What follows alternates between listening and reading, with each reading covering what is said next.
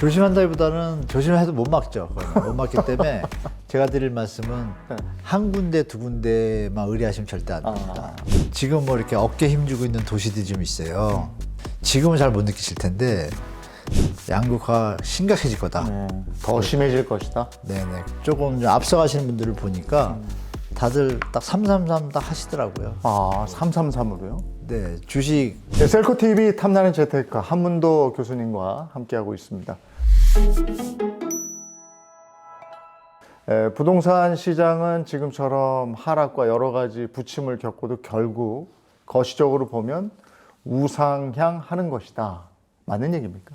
네, 맞습니다. 네. 그러면 전 고점은 그 다음에 상향 시점에서는 또 뚫릴까요?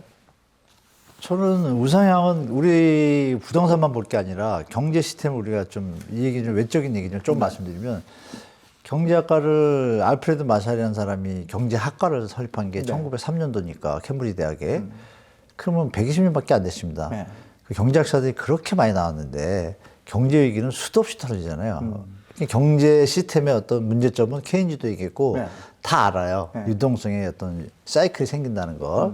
벌어질 때 이제 지금 말씀드린 뭐 폭등했다가 내려갔다가 그리고 킨들버거도 얘기했지만 광기, 패닉, 붕괴가 계속 이어진다. 경제는 어쩔 수 없다. 그럼 어쩔 수 없는 상황이에요. 상황인데 그럼에도 불구하고 우상향 가게 돼 있는 거예요. 왜? 경제 자체가 인간이 태어나가지고 창출하잖아요. 그 주는 게 없잖아요. 아무 일도 안 하고 가만히 있으면 감소는 하겠죠. 어떤 총량의 개념에서 보면. 근데 우리는 움직이잖아요. 그러니까 당연히 그것이 나타난 것이 노동이든 뭐든 다 가치가 화폐로 나타난 것이고 화폐가 가치가 올라갈 수도 있고 내려갈 수도 있지만 명목적으로는 올라갈 수밖에 없는 거죠. 점점. 그건 기본이에요. 다만 그 상황 속에서 말씀드린 사이클이 다 존재하잖아요. 그럼 꼭 파산한 사람이 왜 나오고 은행에서 왜 파산 제도가 있고 전 세계가 파산법을 만들고 파산 구제 제도를 만들까요? 분명히 사이클은 존재한다. 그러면 우리 시청자분들이 판단할 건 그거죠. 경제 사이클을 정확하게 알아야 부동산이고 금이고 주식이고 예외 없이 어떤 흐름에 따라서 시간에 따라서 어느 분은 매번 망하고 어느 분은 매번 흥해요. 그거는 그분이 대충 운 때문이 아니고 분명히 공부하신 분과 안 하신 분의 차이라고 봐요. 물론 운도 작용했지만 그러면 우리가 이제는 이제 좋아졌으니까 절대 파산하는 율은 이제 적어질 겁니다. 공부 안 한 분들이 파산하는 거지 제가 볼 때 앞으로는 시대가. 그럼 부동산은 우상향 계속 할 거 아니에요? 근데 꼭지에 샀다가 그러니까 선은 똑같은데 이게 오르내림이 이렇게 있잖아요. 이렇게 올라가는데 내려갈 때 사야지 잘 사는 건데 그걸 아는 어떤 지식을 경제라는 것을 통해 가지고 공부를 좀 하시면 물가군이 많이 나오잖아요. 그거 어렵지도 않은 건데 기득권들이 경제를 잘 안 가르쳤잖아요. 국민들한테. 근데 지금 이제 새로운 시대가 됐어요. 제가 볼 때 유튜브라는 새로운 매체가 전 세계 글로벌 시민들의 이 지식을 높이기 때문에 일단 기득권들의 한쪽으로 몰리던 어떤 수익의 어떤 양극화는 저는 유튜브 때문에 좀 완화될 거라고 저는 개인적으로 보는데 이렇게 그냥 계속 기득권이나 기성 정치인들 분들이 계속 자기들만 살겠다고 해가지고 젊은이들이 어떤 쇠퇴되는 형태로 간다면 우리도 일본처럼 따라가겠죠. 우상향은 맞다. 인구 감소라는 거 없다라면. 그렇다면 이제 우상향이 맞다면 그래서 전고점을 뚫을 수 있다면 그때 전고점에 샀던 영끌족들이 지금 버틸 수 있다면 조금 버티면 몇 년 후에는 다시 올라가니까 버텨야 되는 겁니까? 아니면 저는 그건 사람마다 틀린데요. 저는 기본적으로 3년을 좀 말씀드리고 싶어요. 그러니까 경제와 다 연결되잖아요. 지금 금리를 인상하고 나서 만약에 미국이 위기가 터지지 않는 한 제가 볼 때는 베이비 스텝을 안 맞춘다 그래도 물가나 이런 추세를 보면 3년은 갈 것 같거든요. 그때까지는 3% 2% 내려올 것 같지는 않고 도리어 잠시 5, 6% 갔다가 4, 5%. 그리고 걔네들 스케줄에도 보면 2025년도가 한 3, 4%더라고요. 그거 감안하셔가지고 미국이 3, 4%면 우리나라 금리는 3% 갈 거고 같이 더 못 내리고 그럼 우리나라는 조금 더 올릴 소지가 있는데 그 기준에서 자기가 부담하는 대출과 원리금이 있잖아요. 지금 힘든데 만약에 여기서 요새 P2P를 통해 가지고 자금 조달하는 분들이 많거든요. 요번에 정부의 특례보금자리로 살아나신 분이 많았겠지만 거기에 선택을 못 받은 분들은 분명히 또 제2금융권으로 가실 거예요. 거의 금리가 미니멈이 10에서 13이거든요. 그리고 P2P를 통해서 작업하는 데는 미니멈이 14에서 18이에요. 근데 그 자금을 가지고 3년을 버티면 어떻게 될까요? 20%, 20%면 60%가 날아가잖아요. 네. 그럼 계산이 안 납니다. 제가 볼 때는. 그러니까 쉽게 말하면 무리하게 과도한 레버리지를 가진 분들은 지금 어렵다라면 3년까지 버틸 능력이 안 되면 금리가 안 내려간다고 전제를 하고 그리고 좋게 본다라면 금리가 내려간다는 것도 써보겠죠, 본인은. 계산하셔가지고 좀 어려우시면 자, 그 얘기는 뭐예요? 주택가격이 올라가기 힘들다는 얘기잖아요. 네. 그럼 만약에 지금 정리를 했다고 가정할게요. 그 60%의 돈을 자기가 다시 축적할 수 있잖아요. 시드머니를. 그 계산을 크로스 체크를 정확하게 하셔야 될 것 같습니다. 그래서 그러면 제가 볼 때 버틸 분과 안 버틸 분은 본인들이 잘 알아요. 사실. 그래서 감성적으로 가지 마시고 그 예측 가능한 합리적 행동, 비합리적 행동 하지 마시고 예측은 가능한데 아니야 오를까라는 감성으로 가면 비합리적인 행동이 나오잖아요. 그거는 이제 파산의 지름길이니까 잘 판단하셔가지고 냉정하게 손절하고 열심히 해서 다음에 떨어질 때 좋은 거 사면 회복할 수 있지만 지금 어려운 데 끌고 가다 보면 나중에 파산하면 이러시기 힘들잖아요. 그럴 경우가 아니라면 버티시면 안 되는 거고 버티는데 큰 무리가 없다. 그럼 버틸 가치가 있다고 봐요, 저도. 예. 그걸 좀 구분하시면 될 것 같습니다. 네. 그다음에 이제 내가 부동산에 관심이 좀 있어서 네이버에 부동산 이렇게 시세표 보고 뭐 하잖아요. 그러다가 어디 한 곳에 전화를 해봐요. 부동산에. 예. 낚입니다. 그리고 이제 한 며칠 있다가 지금 계속 뭐 아직 보고 계시는 거예요? 막 연락 오죠. 급급 매물이 나왔는데 이거 괜찮은데 한번 와 보시죠. 네. 그러면 이제 싹 얘기를 하면은 그냥 빨려들거든요. 네. 뭘 조심해야 됩니까? 조심한다기보다는 조심해도 못 막죠. 그러면. 못 막기 때문에 제가 드릴 말씀은 한 군데 두 군데만 의뢰하시면 절대 안 됩니다. 정말 드리고 싶은 말씀은 10군데를 한 군데 간 것처럼 내가 한 군데 가면 그 부동산하고 친하고 싶고 알고 싶고 그렇잖아요. 정보를 조금만 시야를 넓히셔가지고 맥시멈은 10군데 미니멈은 5군데 제일 권하는 거 7군데 이건 좀 팁으로 말씀드리고 싶어요. 집값이 1,000만 원 내려오는데 복비가 500이 더 들어가요. 그러면 당연히 복비라고 죄송합니다. 공인중개사 수수료가. 그러면 그게 더 나은 거죠. 그래서 수수료를 아끼지 마시고 역으로 한번 생각해 볼게요. 역지사지. 손님이 많은데 어느 손님이 다 비슷해요. 어느 손님이 저한테 제가 공인중개사인데 와가지고 저 무조건 100%좀 저렴한 거 찾아주시면 수수료를 지금 뭐 600인데 1200 무조건 드리겠습니다. 그리고 거기다 메모까지 하고 사인까지 해보세요. 그럼 이분한테 주시면. 이걸 주면 제가 공인중개사도 어떻게 했어요? 이 사람은 살 사람이잖아요. 네. 그럼 시키지 않아도 야근하십니다. 야근하셔가지고 좋은 거 찾아보려고. 소유주들 설득하죠. 그럼 싸게 파시려고 하시는 분들 중에 조금 여건이 안 좋구나 이런 분들은 이분의 의견을 따라서 말이 아다르고 지금 빨리 파시고 맞아요. 그 돈을 은행에 두시면 더 받는 거랑 똑같습니다. 이 한마디에 갈 수 있잖아요. 그러니까 중개하시는 분의 역량과 의지에 따라서 가격이 정해지는 것도 사실 시장에 존재해요. 그래서 중개사님들하고 이런 대목에서 좀 친하시면 지금처럼 뭐 낚이거나 이럴 일은 없고 꼭 한두 군데 가셔가지고 조금 마음에 든다고 그분한테 빠지시면 낚이는 거죠. 그렇죠. 절대 냉정하게 7군데 딱 벽에다 붙여놓으시고 전화가 이제 오는 것도 체크하세요. 옆에다가 이렇게. 돈이 얼마예요? 어마어마하잖아요. 딱 7군데 표시해놓고 전화가 오고 이런 거 다 돼요. 그러면 신뢰가 가는 데가 보입니다. 그분한테 뭐 그때 얘기를 안 했다면 나중에도 제가 복비 2배 드릴게 조금만 더 깎아주세요. 이러면 제가 보니까 다 깎아주시더라고요. 또 파실 때는 또 거꾸로. 저는 제 주위를 보니까 파시는 분들은 형태는 어떻냐면 그냥 생각도 안 하고 그냥 과감하게 시세가 뭐 6억대였다 만약에요. 6억이면 그냥 5억 8천에 내놓습니다. 날라갈 생각하고. 그러면 이런 전화가 옵니다. 그럼 5억 9천에 받아들이면 1,000만 원이 더 받잖아요. 그럼 저 조금 더 챙겨주실래요? 하고 공인중개사 전화가 와요. 이거는 제가 30년 동안 해본 경험이기 때문에 제 말을 좀 믿으셔도 됩니다. 그래서 공인중개사분들은 제 말이 무슨지 아실 거예요. 그래서 공인중개사 매도자와 매수자를 잘 연결해 주면 좋잖아요. 공인중개사분들이 좀 열심히 양쪽을 생각해서 떼어주면 좋은 결과가 나올 것 같습니다. 낚일 일은 없을 것 같습니다. 그렇군요. 네네. 지금 이제 부동산이라는 것은 지금 당장 내 집이 필요해서 사는 경우도 있지만 그렇다 하더라도 거의 한 5년에서 10년 내다보고 사는 거잖아요. 그렇다면 지금 부동산을 사고 팔 때 5년 후 또는 10년 후를 생각한다면 한 내년쯤 아니면 올 가을쯤 네. 덤벼볼 만합니까? 저는 올 연말 정도. 연말 정도. 그건 좀 추천드리고 싶어요. 그래요? 지금 요 반등기가 조금 혼돈스러우실 거고, 그러면 요걸 거치고 나면 연말에 색깔이 이제 잡힐 것 같습니다. 왜냐하면 입주 물량도 인천도 그때 많이 나오고, 서초, 강남 3구도 어느 정도 다 나왔고, 지방도 미분양 상태가 피크가 상반기거든요. 네. 그럼 시장에 대한 어떤 여러 가지 변수들이 상반기 이후부터 하반기 사이에 정리가 되겠죠. 9월, 10월 추석 지나고 추석 보고 밥상에서 한번 말씀 나누시면 분위기가 서로 또 소통되잖아요. 그러면서 뭐 셀코 TV 데이터든지 유튜브 데이터 접근하시면 그 다음에는 이제 계획이 좀 쉽게 잡히실 거라고 좀 말씀드리겠습니다. 예.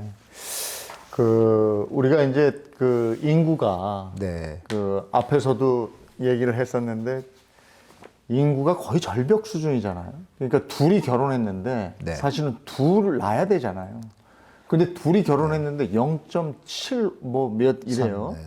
계속 줄어드는, 아까 이제 앞서 그 말씀 해주셨는데 이러다가 이제 한국 없어지는 거 아니야 이런 말씀도 해주셨는데 이렇게 따지면 진짜로 그 사람들이 몰리는 지역 외 지역엔 집 사면 안 되는 거 아닙니까?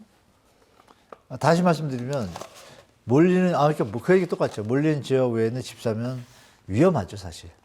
위험하다고 보시면 되고 분명히 일본처럼 해결 못하면 제가 볼 때 한 13년 뒤에는 시장이 완전히 변했을 겁니다.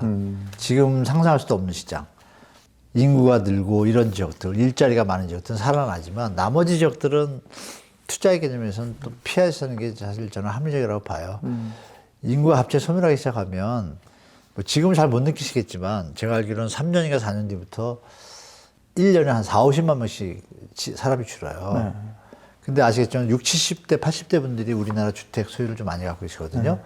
근데 그 집이 과연 어떻게 소화될 것인가. 근데 뒤에서 받쳐주면 좋은데 사람들이 찾는 곳은 살아남는데 지금 뭐 이렇게 어깨 힘주고 있는 도시들이 좀 있어요. 그런 데들은 지금은 잘 못 느끼실 텐데 딱 10년, 15년 지나면 피부로 느낀다는 게 인구 피라미드나 인구 데이터가 다 나오고 있고 인구 증가하는 충남 같은 데는 계산이 나와요. 청년이 많아지고 있고 어떤 도시는 여기 청년이 많아진다는 건 뭐예요? 저쪽 청년이 일로 온다는 얘기잖아요. 극과 극이 되는 거죠, 도시가. 양극화가 심각해질 거다. 더 심해질 것이다. 네네. 그건 좀 체크해 보실 필요가 있고 다만 차이점 하나는 제가 특이한 게 서울이 뭐 강력하게 살아날 거라고 하시는데 저는 서울 토백이거든요. 근데 대한민국과 일본하고 차이점이 하나 있습니다. 뭐가 있냐면 일본의 신도시는 거리가 좀 멀어요. 그리고 교통비가 비싸요. 그러니까 접근성이 별로 안 좋은 거죠. 근데 대한민국은 교통이나 이런 보험은 잘하잖아요. 대한민국이. 그래서 계산을 해보니까 신도시에 살아도 서울에 사는 거가 큰 불편을 못 느껴요. 단 하나 직장만 문제인 거예요.